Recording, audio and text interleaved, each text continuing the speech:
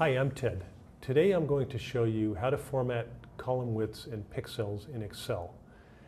It's actually in Excel they refer to points, not pixels, but it's the same concept. It's the smallest division that you can set on a column width.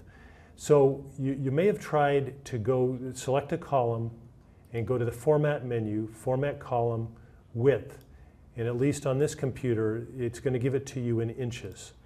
And there's no way to change that to points, but what you can do is, instead of going through the menus, actually put your cursor just to the right of the column header, and you can actually change the width directly like that. And it's really nice because you can see exactly how many points and also how many inches at the same time. So if we wanted exactly, let's say 50 points, we go out to here and just kind of very slowly, if you got a mouse that's not too sticky, we got to 50 points. So you just go ahead and do that. So I hope this has been helpful. I'm Ted, and today I showed you how to format a column in pixels or points in Excel. Thank you for watching.